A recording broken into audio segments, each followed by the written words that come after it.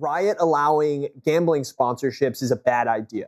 And this is one. I know that I'm going into the Lions den with this one, but.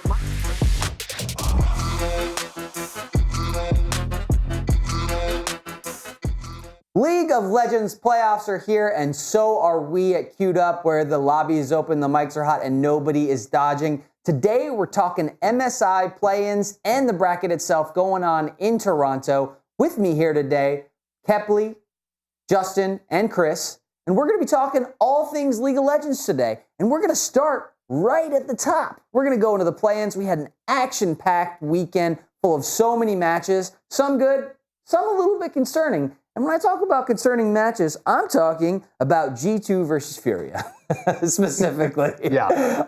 I'm going to let Justin lead us into this one. Justin, just give me your thoughts on this match specifically, just starting at the top left there. G2 versus Furia, I thought should be an easy 3-0, but it was chaos. Yeah, I think everybody thought it was supposed to be that way, and G2 just looked really sloppy. They were coming out weak in every early game, giving big leads up to Furia, and then just trying to somehow claw their way back into it, but everything was really like struggling there. I think there were some very frustrated European fans and some very smug LTA North and South fans at the end of that game. Yeah, I mean, I don't really like the narrative so much that G2 played bad. I actually want to give some props to Furia. I think Furia played kind of out of their minds there. And that's, I think, what led it to be so close, because G2, we have seen through the LEC, is a little bit sloppy at times, right? They're not the old consistent G2 that we know. They just have caps remaining from that old, legacy of a dynasty, as if you want to call it that, from the LEC. But Furia, I mean, you had Touch, you had AU and JoJo, mid 80 carry support respectively. I mean, those guys just kind of played out of their mind. I think Furia just put on a fantastic performance. Yeah, that Nyla in the first game from IU was insane. I mean, we don't really see that pick that often, and to pull it out and just completely dominate was insane. I feel like normally when we see these matchups between like LTA South and major region, I'll put that in quotes with G2, we normally see them getting early leads and then kind of struggling in the late game. But like you said, Furia looked really solid at all points, and it was a really solid run for them. Yeah, I think it's a mix of both, to be honest. I think Furia did a good job of sticking to what they know, which is those hyper-aggressive comps. We saw it at times where Tatu would go in on knock, ult, flash out, and get out, and it just seemed to really disorganize G2, but that's what they looked like the whole entire series, was disorganized. Their early game has been consistently horrible since the game versus MKOI in the grand finals. Going into this, Furia take advantage of it. They were able to get 2 wins, almost got the final. That last game looked really good from G2 that we see here in the ending of it, but we'll have to see. Furia, they get knocked down from that match, but G2 was kind of, looking a little shaky. Yeah, I think what you said like embodies the idea of chaos, and like Furia was just chaos for G2. They just kept bringing the chaos, and I don't think G2 looks like they're structured, but they have like these moments where when you break their structure, it just kind of breaks the team, and it's wild to see that. And I think that's the name of this series right here. Is when you break up a little bit of that structure that G2 has, they kind of fall apart. Yeah, I think G2 really just struggles to be proactive. Yeah. And that's what Furia does best. They're running around the map. They're making plays everywhere. G2 has this almost like passive mentality where they just want to sit back and wait. I don't know if it's particularly skewmond or if there's anything else. I do feel like in general, we see the jungle player being the one to really set that pace throughout the game for a team. And just kind of that passivity really was their downfall. Yeah, I think there's been a big void left since Jankos left the roster for the jungle. And then even like Perks was, before Caps, it was Perks, right? And then Perks ended up transitioning down to 80 carry. I think they've kind of lost that who's the leader, and I think a lot of times you want to turn and point to Caps, who is the superstar of the team. And I just don't think Caps is that guy. I mean, it doesn't seem like it. Anyway, he's your guy you give the ball to and you expect him to score, right? But he's not the one that needs to be play calling. You just put him on a carry, and everyone kind of builds around Caps. Yeah. And we haven't seen that. I mean, that Uzi just got in the Hall of Legends, and that's kind of what he's famous for, is like give Uzi the ball and he should score. Caps is that, but in the mid lane. That's how I felt like he was in the last series versus GAM, honestly. It was like he was that player who was making big plays, and that's why they won that series. Kind of convincingly against GAM in the games they did win. But it's interesting because like you didn't see that at all in this first series. It felt like he was almost not there. I think a lot of that's a credit to Tetsu, though. He came out to play in those games and did a very good job. If you watch him play, he was, very solid in that mid lane, and it kind of shut down Caps a lot. which allowed the rest of his team, like IU and Tatu as well, to kind of push up and get like a lot more, rotations around the map. It really helped them kind of move around. And Caps, I talked about this in the power rankings, but if he gets slowed down, G2 doesn't really have anyone to follow up and really push the pace for this team, and that's really kind of where they fell in this first match. You guys, go ahead. Oh, I was going to say, and I mean, the only other person you would look to is Broken Blade, and he has not shown up at all. I mean, he looks very just off kilter. Like all his picks are falling apart. He likes these blind picks. His Renekton looks kind of sloppy. Like, I think his Ornn has looked bad. Like Broken Blade, all in all, Broken Blade needs to step up here to like take a lot of pressure off Caps in my mind. Yeah, especially after that series. Let's go to the next one. I'm curious how this one plays out with us. But BLG versus GAM. Obviously, this was a quick slam dunk for BLG. But Chris, I want to get your thoughts on this series. Yeah, I mean, there's not much to say on it besides the fact that BLG came in knowing what to do. Bei Chuan was one of my points of how is he going to do with his first international tournament, and being brought onto the roster in May, so kind of late into the split number 2 here, and he actually did a really good job coming out. Of course, you have that ability when you're playing with Knight, Ben, On, and Elk, this core 4 team that has been to Worlds. They were second at MSI last World as well, and it kind of gave him the ability to come up, and I think that they're showing a really good job right now. Yeah, and with LPL teams at these international events, you never really know what you're getting. We always expect really strong performances, but there's almost always one LPL team that just completely bottoms out in the early stages. So BLG was one I had a lot of confidence in, but also was kind of worried about. I mean, great players, but that history and the struggles is a lot. Yeah, I agree with you, but for me, it's anyone's legend is my worrisome there because with BLG, they do have Ben and they have Knight, who have both won MSI before. Insane. Right? So they've been here, but they know like what the pressure is for this. But they, realistically, I know this is up for a debate of a different time, but like BLG did look like a team that maybe could have won out in the LPL, and AL just happens to upset them, right? I would call it an upset 3-2 in the finals, I believe it was. Yeah, it was game 5. Yeah. It was actually 3-1. They won them. It was the upper finals that it was actually that kind of closer match with the 3-2. But we could have went either way, right? And so I just wanted to echo your point, right? Is a lot of times we do get that at international events. And so AL being a team that hasn't been here before, that's the one where I'm like, there's a lot of hype riding them. That's a lot of pressure. Yeah, and I think when you look at BLG, this is like kind of a glimpse forward in the tournament a little bit. This is the level of solo lanes and even bot lane with Elk and On that you're going to end up facing later on in the tournament if you are one of the teams who makes it out of the play-in stage. So the way that we saw GAM kind of struggle to meet that, the way that we see other teams struggle, that's kind of a sign of things to come. I think this BLG team is legit. Well, I think it also shows maybe that the LPL just region is just, they're just on top of these guys. Like it's not even close. And it's like, it begs the question, do you add more slots for LPL because of it? Even if the case, it's like some of them are so dominant in this series that it's like, should Furia be there because of this, right? Are we taking another LPL slot that could compete in another way? Yeah, the difficulty is that, they didn't perform that well at first stand. We saw those teams bottom out. They've been sending top esports to all the internationals, and top's been coming out at the bottom. So kind of just that give and take there. I think this is perceived as a downtime for LPL, but it could be a sleeper time for one of those teams. Yeah, I mean, every region gets 2 people, kind of. I mean, the LTA is a little weird right now, but all the other regions, you get your top 2 here to compete. So you typically, like for the time of MSI, you get the cream of the crop, right? That's why you see Genji and T1 here, and you don't see HLE, right? Who's absent. We saw them at first stand. I made the point, way early on and queued up, and it's debatable, right? Should have HLE even been there? And that's the same kind of logic you get. All right, let's go to the next series here. We had GAM versus Yeah, that's right. Yeah, GAM versus Furia and the first elimination match. First elimination match in the bottom to see who's going to go home first. Was it game 5? It was a beautiful series. I love the series. Yeah, this was obviously easily one of the highlights thus far of the tournament. Just GAM and Furia really just going blow for blow in these matchups, and we saw a lot of interesting picks. They are kind of top tier in this performance, so that's why you got to see 2 teams who they don't quite have all the pieces put together for their puzzle to really play like a super clean game. So they kind of got to get down and drag each other through the mud a little bit. And it just leads to exciting series, and that's okay. We don't always need like 100% proper League of Legends, in my opinion. Yeah, that's the beauty of Fearless Draft for me, is that even when we're watching teams who are maybe not at that top level, Gen G level of flexibility, you're still forced to play different things in every single game. And we saw some awesome picks. Yasuo bot lane, Kassadin here. The things that were being thrown out in this was amazing, and maybe not the highest level of League of Legends that is going to be played in Vancouver, but it was super entertaining. Yeah, but the big thing on the difference between these two teams, is, especially on that clip that we just saw, was the patience from GAM that Furia hasn't really been able to show. And it was the changing point in that game. They had the Nefiri Orianna combo that they had been using the whole entire game, and they were still able to bait Furia out on that, able to use it. They got the kills needed, and it led to this end for GAM to continue their run after that elimination match.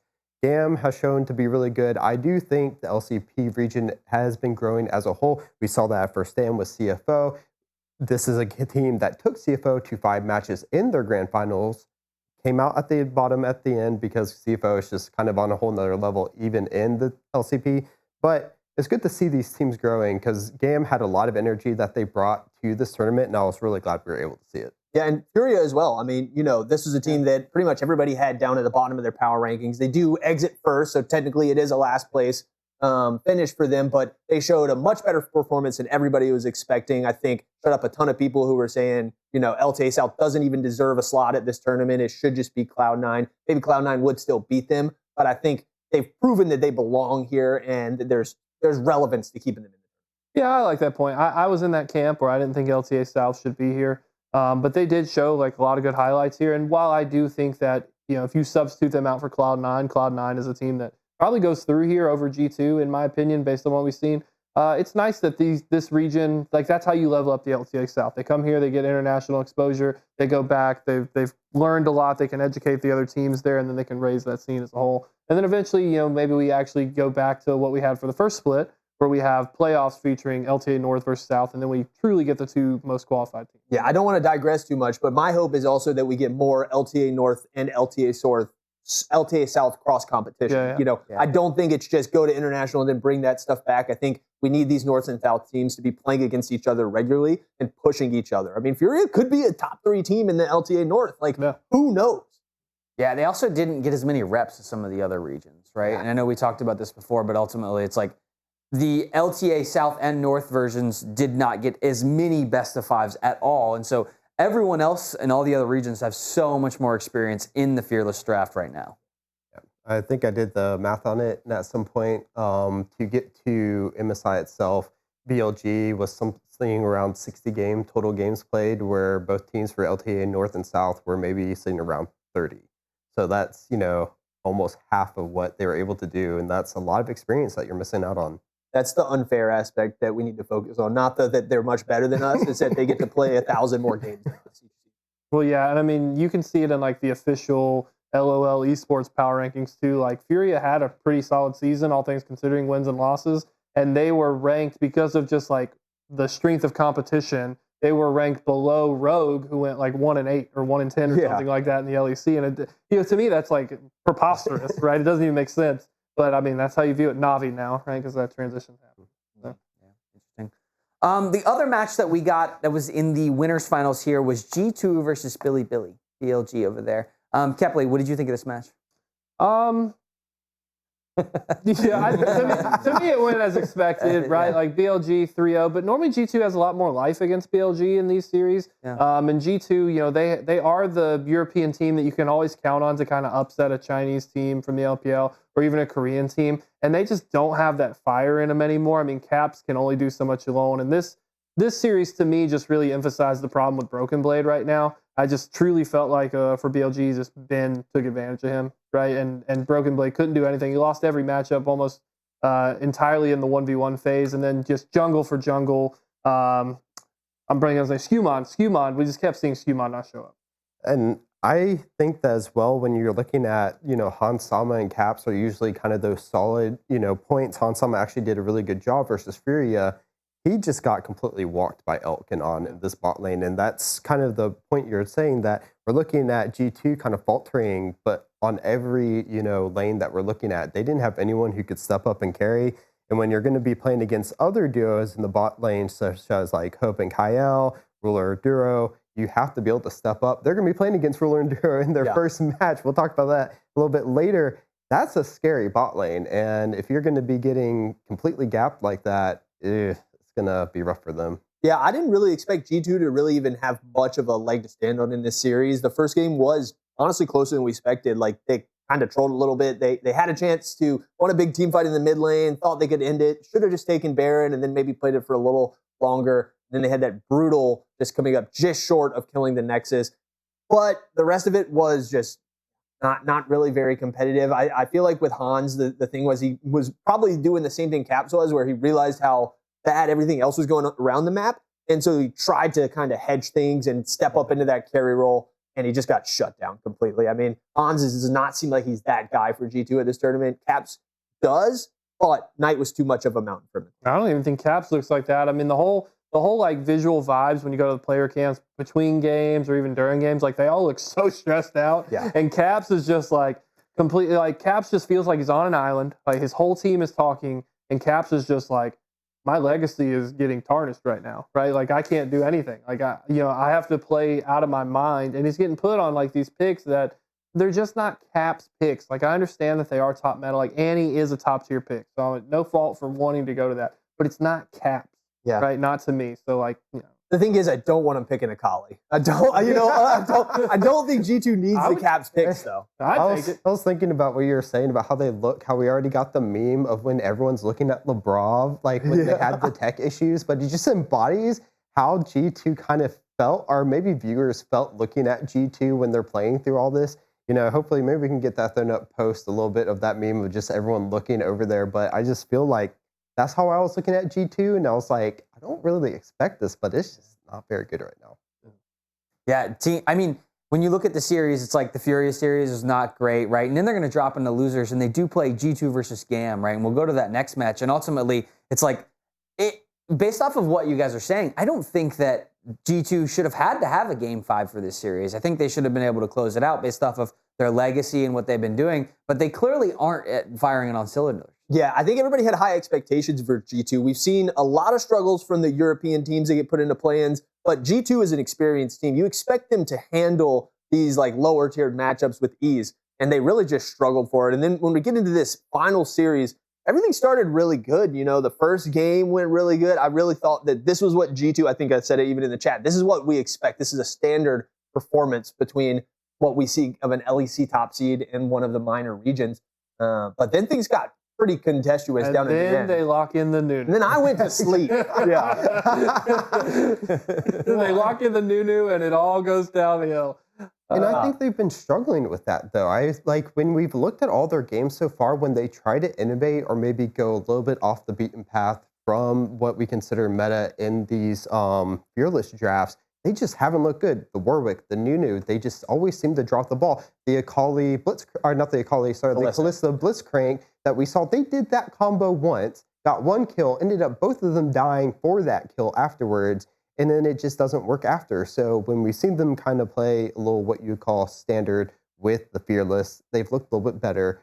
Not great, but they actually win the games when they do that. I just don't like the times that they're picking those weird ones. I didn't like the Warwick into Aatrox. I don't really understand what Warwick is supposed to do in that matchup versus Aatrox. It seems like Aatrox is just going to out-sustain a character whose entire MO is just sustain. That's what Warwick does. The Nunu in Game 3, I didn't think it was that good. Like what? You see Wukong and then you can immediately slam Nunu in Game 3. Like, I think Nunu is a viable pick that you can bring out later on in the series. I mean, we've got inspired in the tournament. I hope we see it again, but just the time that G2 is pulling it out, it's just not doing it. Yeah, I really struggled to wrap my head around Nunu. I was like, I would pick almost anything else here. Like, I would have, a Mumu, even though it's a little bit slower jungle speed. I'd even go for like J4, right? Because Jarvan's still on the table. There's so many other picks there that it had to just be like a pure comfort pick for Skumon that he wanted to go for. Yeah, I was saying, I need to look it up. Not because I remember Vi made it to Game 5 in that series, which is crazy for right now. And I can't remember if she was banned out by the time the Nunu came out. But no, it was a second rotation. It was in the very first bit. I think the main thing is you really don't want to play any sort of AD champion into Wukong. No. Like any AD champion is a bad matchup, and a lot of the APs weren't great. So I do understand it, but I like Amumu better. I mean, honestly, just pull out Sejuani or something. Like, make go tank mode and just don't worry about your damage. I mean, that was the old G2 identity, right? Is you had Yankos and like Yankos was boring. You'd pick Sejuani every game. And you couldn't do that in Fearless Draft today, but like you always knew he was going to pick a safe, reliable tank and like let Caps be the star and shine. But you pick in this Nunu, and it's like if you don't get ahead, you struggle. And I mean, he did get gifted 2 kills because people forgot that Nunu E would root them. Right? As usual, gosh. So it is funny to see like that niche pick could have worked if the whole team was firing on all cylinders, but unfortunately, it's dropped the ball. It's interesting. The time this match started, it was a 7 p.m. start time on a Sunday night. And I don't know if they didn't expect it to go game 5 or whatever, but it did end around 1 o'clock in the morning. I don't know from a viewership perspective if you guys think that that's planned or just a misthought or what happened. I think it's a little misthought by them. Again, it is on the West Coast. It is in Vancouver. So, of course, for them, it is a 5 o'clock start. But you think about it, what you're talking about, and it's not even just for East Coast. You think about EU who's staying up because G2 who's playing it. Then you have Vietnam who's maybe just waking up at, the early cracks of dawn to watch GAM play and potentially make it into maybe one of their first bracket stages at MSI.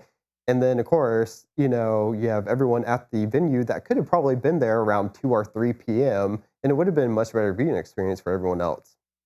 Yeah, I would agree. I don't know. This seems just like it's like a silly, easy thing where it's like you move it up to be able to support that. But they always seem to struggle to find the most ideal start time. Yeah. So like when they do it overseas in like Korea or China, viewership dips quite a bit. Sure. So I'm okay with them going for like the West Coast time because you're never going to please everybody. But yeah, it is like a weird time. And I don't think realistically, I mean, pre-event, everyone would have looked at this and be like, okay, G2, 3-0 Furia, 3-0 GAM. Yeah. But then the first match happens and like now suddenly your tournament coordinator, you're like, hey, man, maybe we should back this up an hour.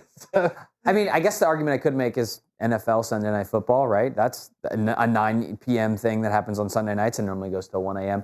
It also happened with First Stand, though. And so when we were watching the First Stand matches, they were all at 5 a.m., which I get it. It's the other side of the world, right? But it's interesting the nuances here on how we're trying to retain viewership. So curious. We'll see what happens in the schedule for the next matches. We are going to do a quick clutch or kick, though. We're going to go into it. We're going to talk through some of these pieces. And I am going to start with the one and only Kepley. He's got a great clutch or kick for us here today. Yeah, so it was basically the perfect segue because my clutch or kick is that MSI is going to see a new viewership record. Hey! So trying to hold off my points there. But, I alluded to just a moment ago, MSI has always struggled to find a home with viewership, right? And most international events with the league, if they go over to China, if they go over to Seoul in Korea, they lose a lot of American audience. And, America shows up when America does good. FlyQuest is riding a ton of hype this year. A lot of people are rating them even higher than I would. I'm the FlyQuest fanboy of the show. So, for me, it's just a big clutch. I think we're going to see new viewership record this year. Call of Duty's broke it. We've seen Counter-Strike break it. And we've seen Valorant break their record. I think League's going to fall in line with it. I'll let you go, Justin. I don't know. It's a clutch for me. Excited to actually be able to hold up these signs. Clutch or kick's my favorite segment to watch. I'm on it now. I'm going to be nice because you guys are always so mean. No, I agree. I think that we probably will see a new viewership record. The time zone's great. They have a whole bunch of new promotions with co-streamers. And hey, maybe Team One will make grand finals, and then we'll go all the way to the moon. 3 billion people watching, and Faker win his 3rd MSI or something. I'll let you go, unless you want me to go. I'm going to clutch it. Okay. So I'm clutching this as well. A lot for the same reason, but also because we finally have the Fearless implemented. So it's a new format. We have all best of 5s that are being played. But also big thing, if you have been checking out esports charts, T1 has been breaking records so far this year in terms of just their normal matches that they've had. So imagine them now playing in MSI versus international competition. I could easily see them like breaking about 2 million if they play up against one of the top teams as well. Yeah, there's like 2.5 million Guma haters out there who just tuned in to watch. Please, CJ, it's been so long. Come on, just put it down. On the fence, I wanted to hear everyone's argument. I feel like I could be convinced, but we just talked about how the timings of the regions is off, right? It's in the Western hemisphere of North America, right? That's not going to be ideal for T1 right? For the Chinese, for the Koreans, the time zone's not going to match. True. They're going to have some weird times, so why would they break records? Like, I think that's silly. I counter you with the support the Mongols got in Counter-Strike. We're going to see that. They'll be out in Seoul at 4 a.m. I don't know. I just don't. I mean, we're in North America. I think if you were in China, this makes sense to me, and I'm about it. But I don't think the time's going to match up for this to be able. See, to I wonder if the Asian viewership is going to watch anyways, no matter what time it is, and this will just increase vastly the amount of English viewers. Maybe, I mean, ultimately, maybe that's enough to bump that number up. But I think that the bulk of our watchers are not North American, right? Well, there's a lot of co-streamers. Like, I don't even know the whole list, but there's a lot. Hopefully, they figure out some way to get those numbers included. I don't know. That's always been a big discussion with Riot of can they include the Cadrel numbers, because Cadrel's going to get like an extra 200,000. I'm pretty sure they do include it, because now like all those co-streamers are looped into the Twitch drop system. Yeah. So you can like sub and still get the same one. And they used to keep that devoted to lolesports.com. I mean, is that really viewership in one place though, right? So like we're expanding it. Like, I mean, we're watching the games regardless if it's. This is more of a kick for me than when we started. You guys have not convinced me. I'm More not time. further. Can I super kick? with you. I really thought that with Nick gone, CJ wouldn't be a bully, but clearly No. CJ I have to bully. Okay. All right, J-Dog, give us yours, buddy. Okay, so my next one is that Riot allowing gambling sponsorships is a bad idea. And this is one. I know that I'm going into the lion's den with this one, but my whole point and my thought on it is that I think gambling sponsorships are a little bit of a crutch for leagues and for teams. I think that there are endemic companies and external companies who are willing to sponsor esports teams. They're just not willing to sponsor bottom teams who make no content and do nothing to actually get to a point of having a podium. I think that if you are making good stuff, you can get sponsorships. And so I feel like this is almost just like a bit of a Band-Aid for stuff. I think it's something that we're going to have to walk back in the future. We're going to realize that this is not the best thing to promote to people. And yeah, that's my thing. Clutch. I'll go first. we already know what CJ's doing. Yeah. I mean, I think it's cool, man. I like to be able to bet on the games, and I feel like the integration is fine. Ultimately, I think where we do differ maybe is the fact that, promoting gambling creates negative things in your life. And I could agree with that statement. But overall, I don't think that, I've seen that. I actually really like the branding that they've made on the Coinbase the sponsorship alone. And that's not really gambling, I guess it's crypto. But ultimately, I'm cool with gambling. Kind of. But it's in the loophole. It was allowed before they made this new addendum to their policy. Yeah. But I'm about it. I think sponsorship should be able to be betting. That's fine with me. Yeah, I got to kick this too. But I got to kick it because League's been losing so much money. So, like, I understand where you're coming, so I agree with a lot of the points that you're making. But, like, I look at Counter-Strike, right, and I've grown a lot with, closer to that scene, especially since we started queued up. And they've been allowing gambling for their sponsors for a long time. So teams can pick and choose there. You're right, though, that you could get more sponsorships if more teams made more content. And I do agree that they should be more content-focused to allow more opportunities. But it's going to be hard to get someone like Honda to come back because Honda's now been burned, right, before. So a lot of these sponsors we used to have, they got to, get warmed back up to the idea because they came in really early, teams dropped the ball, or there was some kind of weird, political thing that happened, and then they've left the scene and they haven't come back. One quick little addition that I just want to throw out before Chris gives his vote. I just forgot to mention it. I find the timing for Riot announcing that they're allowing their gambling sponsorships to get into their esports, both League of Legends and Valorant, to be hilarious right after we have a huge bombshell dropped about match fixing in Valorant Tier 2. Do we really want to be throwing that in right there? You go, So Chris, I am with Justin on this one. Let's go. With him, until we can see how it is played out, how they utilize it going forward. It could be something good, like you are saying, but right now I do not like it. And I'll have to see how it plays out before I can say that it's a good thing. I'm glad somebody else has morals on this desk. Let him gamble. Red 27's coming, baby. I feel it. Yeah, I will rip a Counter-Strike case so fast, put it in the league. Yeah. You can see who the gamblers are. Yeah? All right, Chris, you're up next. What you got? So my culture kick is coming off of LCP. So I believe that they are doing 6-man rosters correctly in the LCP. And if you do not know, GAM Esports is also using a 6-man roster. Emo and Eris are 2 mid laners that are being played. In one of the interviews with Sheep Esports, Emo said that he decided to take himself out of the game of game number 3 and then allowed Eris to come in, and this was against Furia, and it ended up allowing them to win at the end of the day. And I think that if you're utilizing the 6-man roster much to CEO, where they either swap the player per game no matter what happens or how they perform, or if a player comes up to the coach directly and says, I need to sit this one out because I think it will help us win, then it's not affecting that player's mental. It is actually helping their mental, and it's a good way to do it. Now, if you're doing it the way T1 is doing it, where they're like, well, we're just going to switch them out no matter what's happening, and it's just based off of us, and you're completely ruining the mental,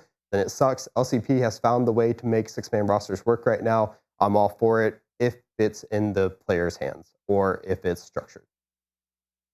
Anybody want to go? I'll go. Oh, it's you. I want to go last. You want to go last? Okay, Yeah. cool. I love this. This is awesome. I think it should be 10-man roster so that everybody has a sub that they can be able to pull in for whatever reason they have. It could be an emergency of their own, they can't make it, or it could be the fact that they have a better champion pool or a different champion pool that people can use. I think this needs to be investigated, and they need to invest in those secondary players so that they can give themselves flexibility for the leader, the coach, to make the decision on if that player should play in that matchup for whatever reason they have. Yeah, I am only kicking this because of one loophole in Chris's statement, and that is that the players should decide it. Because a lot of times the players are going to be too emotionally invested, and they're not always going to be able to make that right decision on there. And I understand the T1 example. I don't fault the coach or the players in that. I actually fault the CEO of T1 for stepping in and allowing that situation to become that. Because if you just let the coach run it, then you're gonna lose a whole external dynamic and a lot of controversy that came with that scenario in my mind. LCP is using it well. I think we'll see FlyQuest use it well. Liquid, they used it well for their short time. Unfortunately, Umpty had to step away. I just think this is going to be the norm, and I agree with CJ. I think that this should continue to grow, and we have more subs for multiple roles. I'm going to kick this. Sorry, Chris.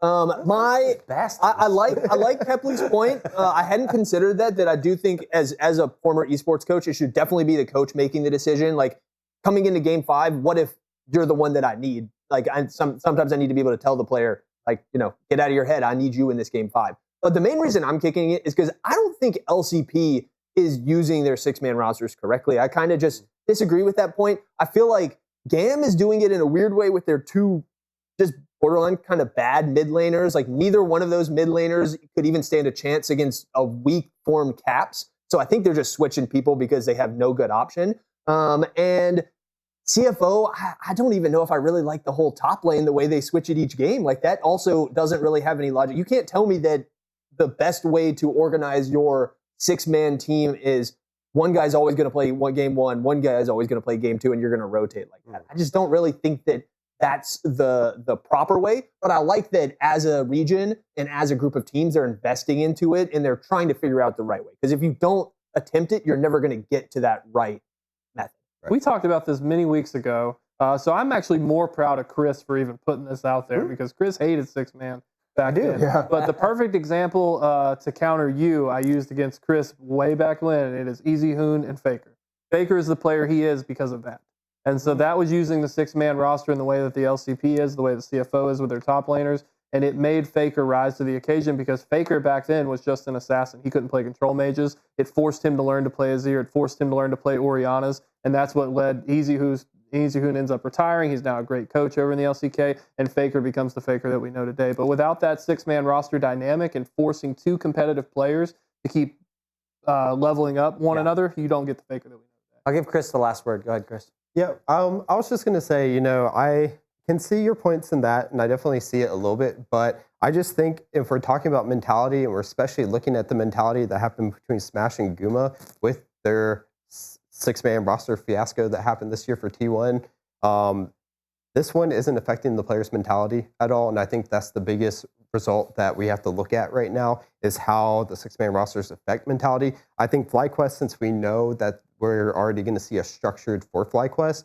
then it's not going to affect Whipple at all. And their structure in GAM and their structure in CFO right now and how they use it, and that's why I think it really propels them into using it correctly in the LCP, whereas other teams like T1, maybe they did have a structure for Easy Hoon and Baker, we don't really know back then, but they definitely didn't have it like when they did the whole Smash and Guma. So I think that is the biggest issue. Yeah, I think the rival method for getting any people competing in any form to improve is undoubtable. I mean, people do it in traditional sports, people do it in esports. There's absolutely merit to that. Interesting thoughts. Let us know in the comments. Do you like the 6-man rosters? Are they using it right, or they need to change it? Are you clutching or kicking our takes? Yeah, what's going on? They should cast it. Yeah, we need to know. Okay, well, you come on the desk. You tell me what you think. Okay, buddy. All right. Next thing we're doing is my clutch or kick. Okay, I went a different area than y'all. Okay, and so I'm curious to see what's going to happen with this one. But there was game 2. And G2 were playing, okay? And they got some picks at the beginning of the game. Caps was on the rise, and he was smoking them. Look at the clip. Overall rate in series, as now we got a problem for Emo, who flashes over the wall, but Hansama's ready to follow. Emo barely staying alive. Hansama in a little bit of danger now, too, as he continues going forward. Hans gets first blood, but then he's the second. G2 continue going forward as Elio's going to be protected, but the protection is not there just yet. Elio getting away. Skumon has to flash to get it. It's a 2-for-2 so far as Lebrov is down to 100 HP, but he will. So Levy gets 2 on that side.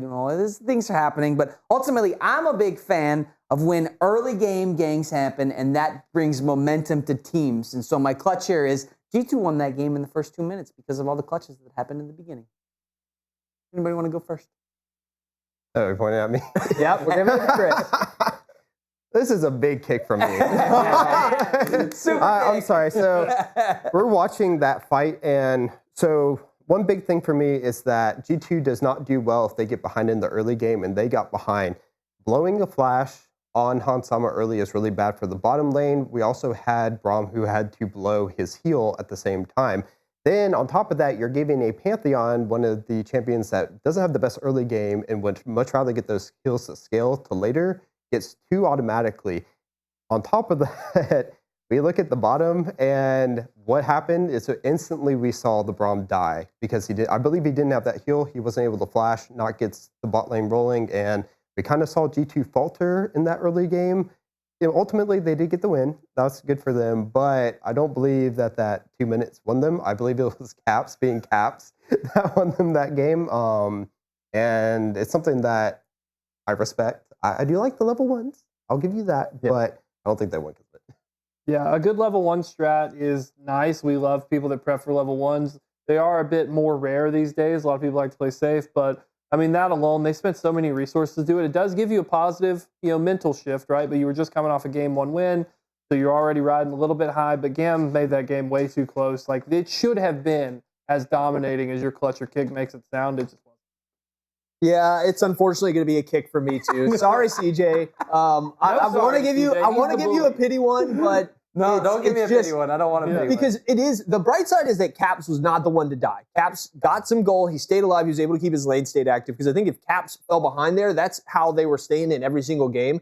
But Hans, dude, I mean, Hans it wasn't I don't think it was a drawn up play. I think Hans saw an action, thought he was about to carry the game on Lucian, and he almost had a double lift moment where he dashes forward and almost blows the entire game. So things weren't great there. They weren't great right after. We did see Lebrov die, and we saw, I thought the Corky was going to run the entire game.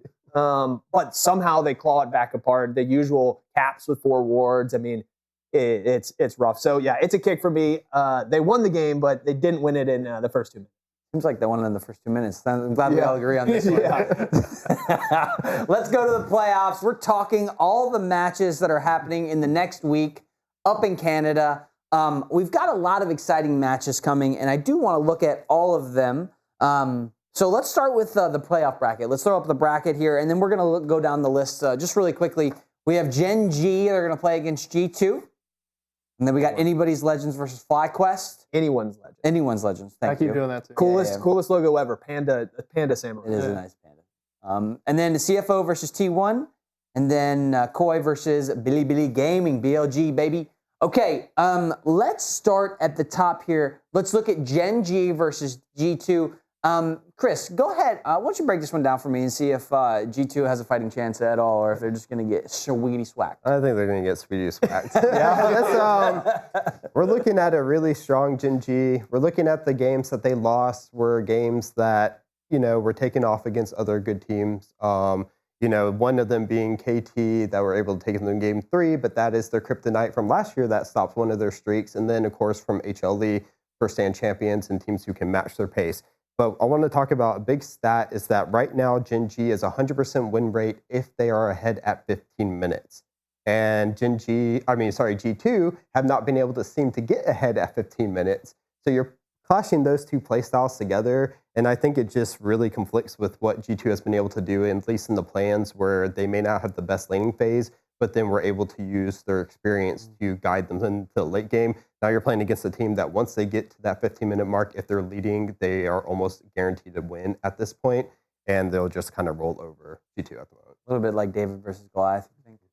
Yeah, I mean, if G2 would have shown a better performance in the actual group phase, like I would be willing to go to bat with them. But they just looked really sloppy, and with only one day off, I mean, you're not going to make leaps and bounds changes. You need to beat Gen G.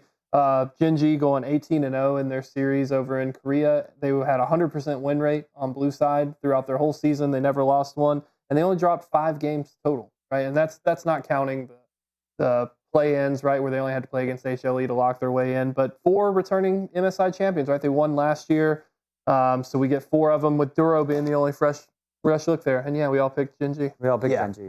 Yeah, I'm with you. It's a tragedy to me that G2 didn't look even remotely plausible, because with how hyped Gen G is, every fiber of my being wants to pick against them. Like anytime a team is this hyped, no matter what the esport is, there's just so much pressure on them. And I'm not meaning to say that this Gen G team doesn't deserve it. They're amazing. I'm very confident that they're going to 3-0 G2. But if I at least saw some patented G2 in the play-ins and stuff, I'd be willing to even give them a map. But gosh, man, I mean, if you're giving up early game leads to Furia, you're definitely going to give them up to Gen G. And what are you going to do against Chovy with 20 CS lead at 10 minutes? I have seen glimmers of hope from G2. Like, they have made some good plays, but I think Chris commented on it earlier, but they have to be patient for it. And one of the things that we know Gen G is going to do is they're going to be patient. They're kind of, I would imagine their game plan is a little bit, hey, let's wait till G2 make a mistake and just capitalize in a lot of ways. It could be. That is definitely one way they can play, but they have shown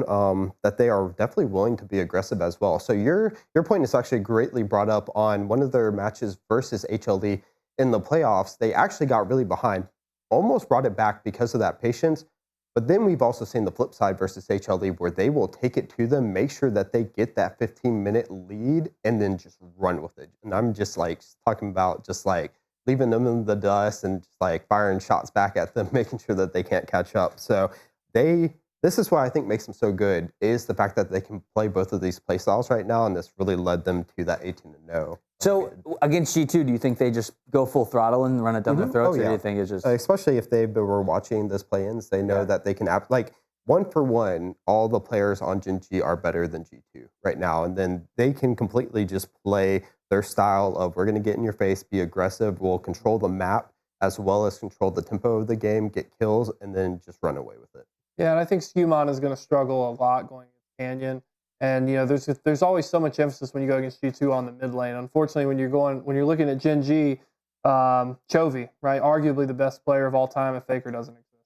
So Chovy is going to bring a lot of attention there. Canyon and Chovy versus Skewmon and Caps. I just think that heavily favors Gen G there in that matchup. And then Broken Blade's going to be left on an island, and he's going to have to shine there. And if Broken Blade can't step up, I mean, Ken's going to run all over him. Yeah, and specifically talking about the head-to-head matchups, the one for me that I feel is the hardest is Canyon, but it's also LeBron versus Duro. I think when you look at that jungle and support matchup, that's what runs a game. Like, obviously having great laners is awesome, but I think that Canyon and Duro are just going to absolutely run over Skewmon and LeBron. They are more passive and just worse farmer. Like, it's like, you know, they could not gank any lanes and probably still outpace him, and they would have no issue. So say that point one more time for all the supports out there. Supports and jungles win games, baby. They do. I'm a support main. I mean, pick Leona. My man. Team up with your jungler. Go run something. I mean, like, you know, it's a 3-man gank is a much higher success. And I think the rise of diving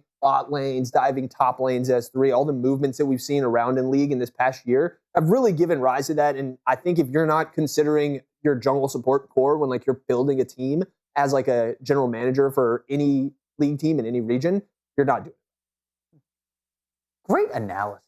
It's such a great way of looking at it. You know, ultimately, We do have Gen G as a heavy favorite in this one, and ultimately we want we think we've seen glimmer of hopes of G2, but likely not. Is anybody here, are we rooting for G2? Like, I mean, I'm definitely rooting for G2. I feel like I am going to root for them. I have to root for underdogs and Western teams. I do feel some allegiance. Like, as much, like, you make the pick hoping that G2 somehow makes it happen. I think it is like in our DNA as league players now that if it's LTA North or LEC, whatever, right? As long as it's not LTA East. Yeah, as long as it's not North America versus Europe, we will pull for Europe in these international matches. But the moment it's NA versus EU, like EU sucks, they're trash, they've never done anything worth anything. So I'm always going to be rooting for G2 in this matchup, but it's just such a big deal. It would have been awesome to see FlyQuest G2. Imagine FlyQuest and G2 win. We might. Listen, if G2 beat Gen G, no way. Listen, anything can happen. If you're a FlyQuest player after a G2 upset over Gen G and you're in the next game, you're going to feel like anything could happen. That's our World Finals, baby. Yeah, that would be amazing. That would be so good. That would give us another NA team and like a Western team in MSI Finals. Yeah, let's see. I don't know. Let's go to the next one. Anyone's Legend versus FlyQuest. Kepley, what do you think about this one, man? Give me the breakdown. Oh man, this one is like really heartbreaking for me because every fiber of my being wants to pull for FlyQuest and argue like why they could win. But when I just look at these players like on paper, I mean, Anyone's Legend is just so good at what they do. Blippo and Inspired can get it done, and I've got so much love for Masu and Busio, but they are just up against some giants, man. Flandre is so good. Tarzan is literally named to be in the jungle, like it's the perfect jungler name. And then just Shanks has been putting on absolute performances over there in the LPL. And then Hope and Kale versus Masu and Busio. Like, I can reasonably argue that FlyQuest could win this, but I think that just like my gut says that this should be where China continues to cement their dominance over NA. So Anyone's Legends has become one of my favorite teams to watch over watching them through Split 2. Kyle is my favorite support player right now. He may not be the best. I have him ranked up there with Furia, but just the aggressive nature of Kyle is so good for his team. He dictates the pace, controls the river from mid to bot so well, will make the ganks up and roams up to grubs to help out his team. And this is a team that will press the W key. For some reason, they don't have mouses. They have a W key, and they go forward. They don't they will take objectives. They're a good objective team, but they want to fight. And we saw that a lot in their match versus BLG in the grand finals. I think when you look at FlyQuest in their match versus C9, they kind of struggled with that aggressive nature of C9 at times. What they were able to do is out-macro them. They're able to outplay them on objectives at points, especially, Inspired outplaying Blabber to its entirety in that series, which really helped them out. But Tarzan, I don't think you can do that against Tarzan. He is just so aggressive. He will play that Zed and then get a quadra kill, get it stolen, but the penta stolen. But I think when you kind of look at how maybe the Anyone's Legends team can control Inspired, control the way he kind of dictates how FlyQuest moves around the map, they'll have a really hard time struggling against that aggressive nature. So as much as I'm like with Kepley, I want to root for FlyQuest. I want to get that hockey jersey and wear it over there to support them. I think they're going to really struggle in this first game, and it will kind of show us how they will, be for the rest of the tournament, because I see a lot of these teams being really aggressive if you look at this bracket roster. I predict this to go to Game 5. Wow, interesting. Justin, any of the matchups specifically in the lanes that you're looking at for this one? In the lanes, I like looking at the... anytime you're talking about FlyQuest, you obviously want to talk about Inspired. He's the face of the team. He makes all the plays for them. But I do think that mid is going to be a big focus for this. I think that Quad looked really good, and everything that they showed is really good. We saw the LTA teams get to see his picks all the time. They see the Casio, and they respect it. They try to beat it in the game one, and then they fail, and then they just get it out of there. I'm looking forward to maybe seeing that later on in the series. This matchup is weird for me because like AL, usually you see an unknown LPL team, they could stumble, but I watched a lot of this team's game. They didn't look like a team that fluked their way to a top LPL seed. They look really good, really active, and I think if they can just keep that flow going, they're going to be really solid through this tournament, maybe even after a FlyQuest matchup. But I do like FlyQuest. I think FlyQuest is probably one of the best North American teams that we've sent to an international event like this in a while. They play awesome. They play a bunch of different styles. A little worried about their bot lane, but I think they can do well. I actually think they're going to get solid. I've got this as 3-2 for anyone's Legends. I think FlyQuest looks really solid. Yeah. I was just going to close. I mean, we've talked all around it, but we haven't talked about the top lane. Yeah. Normally Blippo is like one of the huge strengths for FlyQuest. Ironically, I think that Blippo is a pain point here because you're going to start to see people, you're going to go against Flandre, who is so good at traditional champs. And if there's someone who's going to show you how to play a proper Nidalee top, it's going to be Flandre. Blippo, like, the NA Nidalees are kind of always memed on. He's had like some mediocre performance on it. He's had some great performance on it. But Flandre's so consistent with every one of his picks. Blippo is going to have to dig deep for that Yorick or for that Urgot, and he's going to have to pop off on those weird picks. And I think that's a tall task. Well, I think one thing that has happened that I've seen here today is that I am the only one in our Pickems that picked FlyQuest on here to win. I think all three of you guys went the other direction.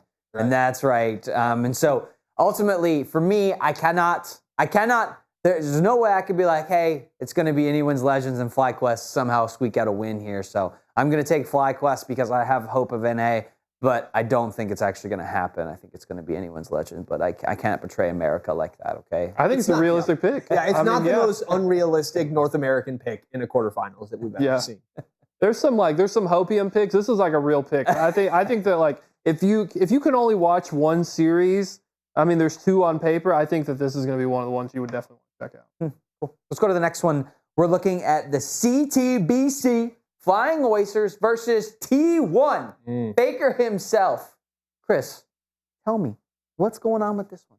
Okay? So I think this will be a really fun matchup. I think this is one of the ones I actually had going. It will be 3-1, I think, in favor of T1. A big reason behind I'm putting this is that T1 was the team that was able to beat HLE, and HLE was the team that CFO was not able to overcome at first stand. They overcame everyone except for HLE, and HLE just destroyed them in great fashion. But we do have a really fun team, a really aggressive team out of CTBC, and I wonder if that aggressiveness will be able to kind of overshine T1 in some points, because they've been a little bit inconsistent through the through rounds 1 and 2, and kind of showed that aggressiveness in Road to MSI. And Justin talked about this a little bit earlier. It's what T1 will we see show up. If it is that rounds 1 and 2, it is a really big potential that they could lose this series to CFO. But if it's that Road to MSI, then it's something that we could see T1 in that grand finals. So right now, I've seen a lot of posts coming out of them after them coming back. They look happy and ready to go. So I'm going to go ahead and give this one to T1. Yeah, I'm there too. I think it's totally fair to have questions about what T1 you're going to see at this tournament, but it's Faker at an international competition. He's going to play good. He's going to elevate the people around him to a high level. I have faith in this Flying Oysters team, despite my issues with their six-man roster from Clutcher Kick earlier. I think the rest of their team is really solid. Doggo is an amazing bot laner. They've got some really solid teams. Looking at the LCP, the rosters that this team beat to get into the first seed, some of the teams that didn't even make it to MSI, that region is a lot better than I thought. They had some awesome rosters. So I think there's stuff there for Flying Oysters to work with, but it's T1. I think they're going to play really good. I think similar to a lot of these matchups we're talking across the board, they're just better in every single matchup. They've got better coaching staff, better poise, more fans. Everything is just in the way. I think the Oysters are going to get cracked. So, I don't know. What do you do to an oyster? I think you're shucking an oyster. Okay. I also picked T1 for the stats here, but I do think that if I was going to pick an upset for this tournament, this is the one that I would bet money on. I think that CFO has a really good shot of beating T1. I do not think it is as one-sided. A lot of people give praise to Gen G. Now, obviously because of the region, right? Korea, the LCK is very hard to go perfect season in, 18-0. CFO also went perfect in their season. They did not drop a single series. They are 10-0 for the regular series. They only dropped 7 matches throughout their whole time. Just pure domination of that region. CFO had a great showing at first stand, a lot of international life, and they also learned a lot there. And so I think that this is a team that it's hard to scout and it's hard to get coverage on. CFO, I believe, especially with that top lane swap up, Doran could struggle a little bit there. And Faker hasn't been the same Faker that we've seen before in the past as far as like domination goes in lane. I think that this could be a real world where CFO upset T1. I think that's a good point. And I really think that your point on how Doran will react to the swapping of the top lane will be determined, because I think it was actually him coming out of his shell. Maybe it was dying to those Krugs that really opened him up, but once Doran was able to open up, we really saw Guma and Furia in that bot lane really start to shine, and it was a lot due to him kind of pulling all the attention that allowed Guma to really show what he has been the last 2 years as a world champion twice. And I think with that, if we see that Doran get mixed up a little bit, then the bot lane maybe falters a little bit as well for T1, and that's where CFO could take the win. I think this T1 team could be pretty motivated too. I mean, there's a lot of 2 times and more than 2 times world champions, but Faker's the only one on this roster who's won an MSI before. And I feel like if you're a League of Legends player who's won worlds, you start thinking, I want all the trophies. Like, what I want to have all these accolades. I don't want anybody aside from Faker to have anything up on me. So the rest of the guys could have something to fight for. Most experience on the roster, the only one with 2 chips in the whole tournament here. Yeah. So it's like Faker's the GOAT. Faker's the GOAT. Throw up the Pickems. I don't know if anybody else took anybody besides T1. I took T1. I think we all picked T1. Is it T1 across the board? Yeah. How many maps we thinking? I feel CFO's lucky if they get 1. I'm going 4 maps. So yeah, I see a 3-1, but it's a 3-1 if T1 win the series, but if CFO win, I ironically, I think it's a 3-0. I think they just completely catch a sleep in T1. Yeah, they need to beat them in 3, or else, I think you don't want to give T1 a chance to adjust and adapt. Exactly, yeah. Interesting. All right, let's go to our last one. Koi versus Bilibili Gaming. Anybody? Is this the game 5? Is this the one that's going to be the banger that we're looking for?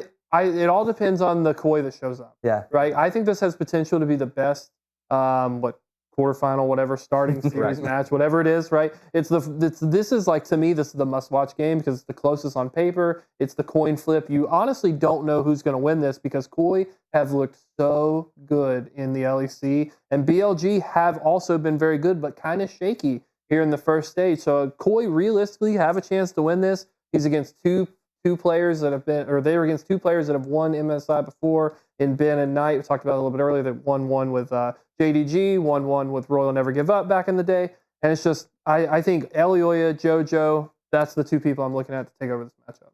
Yeah, I think this is going to be a very even matchup. I think these teams play very similar styles.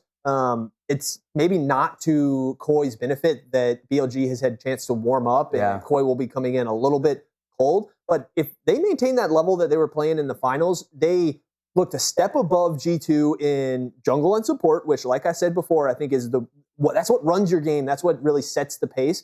If Elioya and Alvaro can get things rolling, can somehow match Beijuan and On, there's potential there. But I do think the teams are too similar, and the solo lanes are a little bit better on BLG. So I think it's going to be in the BLG favor, but close. I'm thinking that's going to be our game 5.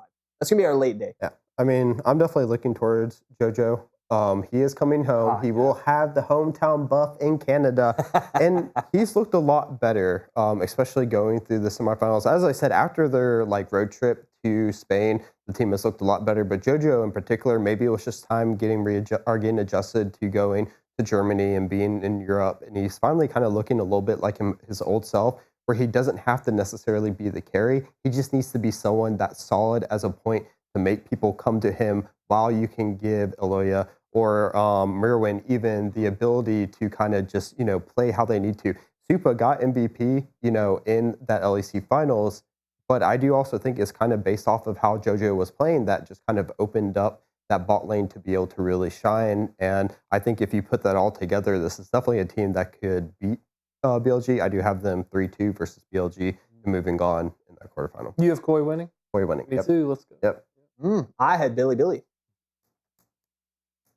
There we go. I had someone as well. Okay. You had Billy. I had Billy. Let's go Billy. That's right. I knew from the beginning. Koi's not bad, though. I mean, if there's a player at this tournament you don't want to let get some wins, get some momentum under their belt, get the home crowd on their side, it's JoJo. I mean, I can't even imagine what the post-game interview would be like with JoJo. He's going to call Faker some crazy name that we probably aren't even allowed to say and just drum up all the hype. JoJo, the biggest crap talker that NA ever had. He kind of, I don't know, was he really talking that much in EU? I feel like he was just kind of locked in and trying to do his thing. He was definitely locked in. I mean, he was getting, pulling out the classic JoJo that we saw kind of towards the end of LTA. And I think he was all chatting a little bit because sometimes I'd be watching K-Drill and he'd be like saying, "Oh, is that JoJo typing on his keyboard right there after playing?" I want that JoJo to be at MSI. If we see that JoJo at MSI who is all chatting after a really good play he makes or his team makes and tries to get in the head of the opponents, I think that can elevate Koi to another level. We will see. It's interesting. Everyone here has really highlighted the fact that this mid lane is such a crucial role that everyone's kind of fighting for. And honestly, a pinnacle to each of these teams. And so I'm looking at the mid lanes across the board. I think that's where the game is won. I know that you think it's jungle and support, but it's like that center matchup is just crazy, I think, for all of these. And, you know, we've seen people like a Caps there. Like, you know, that's the likes of Faker. That's a JoJo, right? And so are those guys going to be able to show up and win the games for their team because they can carry through it or not? So. We're on the same boat. I think that we just need jungle and support to come to mid and feed gold to the mid laner and then go back to your little lanes and your little jungles. That's where you shove the gold to, but it's those people who do it. I have a big jungle, buddy. It's not a little jungle. Yeah. All right, No, but I agree with you. I mean, mid is such a pivotal role there, and that's why you see the likes of, I mean, Chovy, who's regarded as the best player of all time, if Faker didn't exist, right? And that's like that weird asterisk there of all time. But supports, all the love for supports, man. There's a lot of supports that can make some big waves here, and just big shout out to Furia and GAM. I think that they showed up phenomenal on this stage. They performed way better than anyone expected. And so I kind of wish, in a way, that they could come in here and get some more exposure and play the likes of a T1 or something, so I could truly gauge how bad G2 is. We'll get to see. Well, yeah. I want to hear the predictions. Let's just do, we don't have a graphic for this, but it will be fun. Let's just do grand finals. I want to take your top 2 teams for grand finals. Who are you going to take? I picked Gen G to win it, and they would face T1 in the end. T1 in the end, okay. Yeah. I'm going to go, I haven't actually thought of this at all. I'm staring into the distance because I'm trying to make my pick. No. Take your time. I'm going to go something crazy. I'm going to go Genji and FlyQuest grand finals. FlyQuest loses, goes down, makes a big run, somehow beats T1 in the lower finals, and makes their way up. I love it. I think that's great. Clip that, chat, okay? Let's see when it happens. Go ahead, Chris. So the more I'm thinking about it, I am going to go with Genji and Anyone's Legends. I think Anyone Legends right now is just on a warpath, and I think the meta definitely favors this really hyper-aggressive play that we can see. They're all good at their champions right now, and then given Tarzan finally won LPL, maybe he has that chip finally off his shoulder and can perform at the international level that we should expect of him. I'm with Kepley here. I'm going Genji versus T1. Genji takes it. LCK supremacy? Yeah, I just think that those teams... If I could do like an asterisk, like a sub-pick, what I would prefer to see, I'd prefer to see Genji versus Koi in the finals. Would that be cool? Yeah. I mean, I would be all LTA North versus LEC, so if we could get, you know, Koi versus FlyQuest, or, you know, G2 versus FlyQuest. Well, if the bracket goes as expected, we'll at least get FlyQuest versus G2. Yeah, that's true. And that's also the only way that we've gotten an MSI win before, is when we get 2 teams into the grand finals. So maybe that's our route forward. And that will be, you know, if both those teams fall to a loser's bracket, play each other, that'll be a good match. That will be an exciting one. That one might break the viewership record. Well, I think it'll be huge. And then if FlyQuest do beat G2, which I fully expect based on the G2 we saw, then FlyQuest, if it goes as my bracket said, will then play Koi. And then if FlyQuest can beat them, then we've truly cemented North America as better. We'll see. Interesting. It'll be interesting. It'll be a fun week of matches to be able to watch. We'll be watching at home. Go ahead, like, comment, subscribe. Let us know how you feel about it. You like the picks, you don't like the picks. It's all right. Tell us. Tell us how you feel down there. Thanks for joining us here today on a special League of Legends segment. Thanks to Kepley and Justin and Chris for being here. Excited that you guys watched the episode. And thank you so much. Have a great day. See you in the next episode. Bye. Bye-bye.